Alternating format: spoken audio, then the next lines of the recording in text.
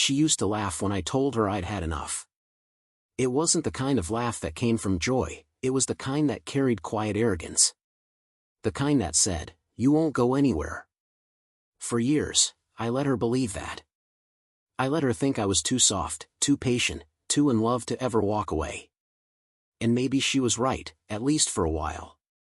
But there comes a day when even the kindest heart turns silent, when even love grows tired of bleeding for someone who never cared to stop the wound. When we first met, she was everything I thought I'd been waiting for. Confident, radiant, full of life. She'd walk into a room and somehow everything felt brighter. I fell fast, maybe too fast.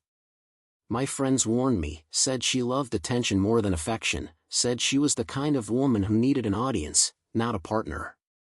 But I didn't listen. I thought love could fix the cracks I saw in her. I thought my patience would make her feel secure.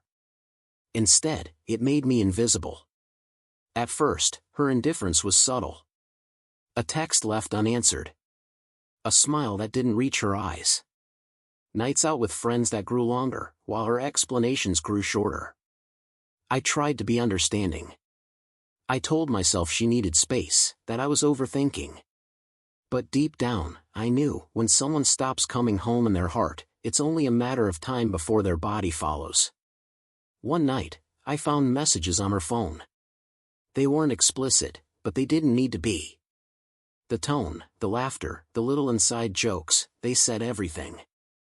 I remember standing there, the phone heavy in my hand, feeling the floor drop beneath me. When I looked up, she was watching me. Not with guilt or fear, but with annoyance. As if I'd interrupted something unimportant. "Don't be dramatic," she said. That was the night something inside me cracked for good. I didn't yell. I didn't demand explanations. I just looked at her and realized that love, no matter how deep, can't survive in a place where respect has died. I slept beside her that night, listening to her breathing, memorizing the sound of someone I once believed was my forever. By morning, I'd already made my decision. I wasn't going to beg her to change. I wasn't going to stay and play the fool any longer. I was done talking. I was done hoping. The next day, I went about my routine like nothing was wrong. I went to work. I smiled at my colleagues. I came home, cooked dinner, and we ate in silence. She scrolled through her phone, laughing quietly at whatever was on her screen, not realizing it would be the last meal we'd ever share. When she went to bed, I stayed up, sitting in the dim light of our living room, looking around at the life we'd built, the photos, the furniture, the wedding portrait on the wall. Everything looked the same, but it no longer felt like mine. At dawn, I packed my bags. No note, no confrontation, no goodbye. Just a quiet exit from a story that had long since ended. I left the keys on the counter and walked out, feeling the cold air hit my face like freedom. My phone buzzed later that morning, dozens of missed calls and messages. I didn't answer any. I didn't need to.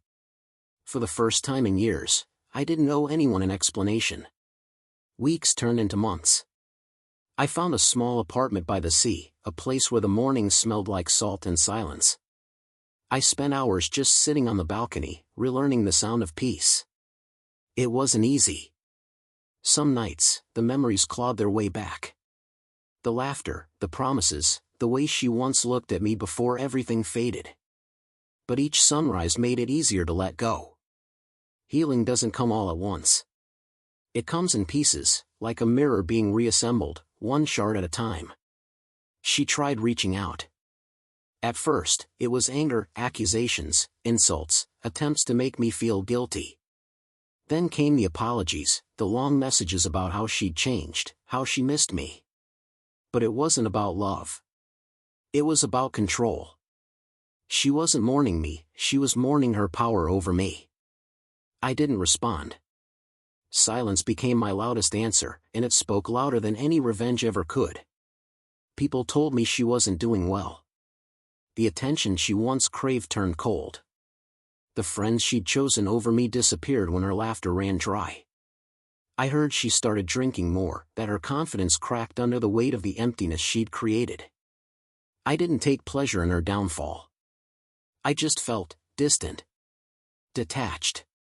Like watching a movie you've already seen too many times to care about the ending. One evening, almost a year later, I saw her by accident. She didn't notice me.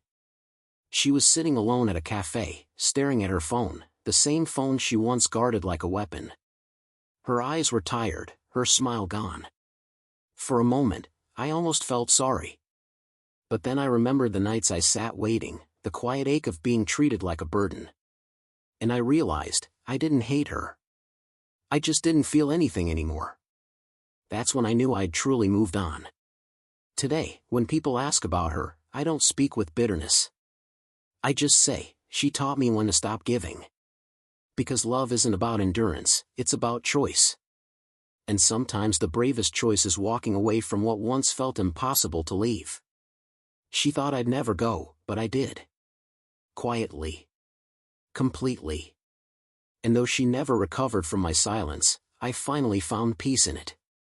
And maybe that's the cruelest truth of all, not that I left her, but that I stopped caring she noticed I was gone. Did this story touch your heart? Tell me in the comments where you're watching from, I'd love to hear your thoughts. Don't forget to like, share, and subscribe so more hearts can feel these stories too.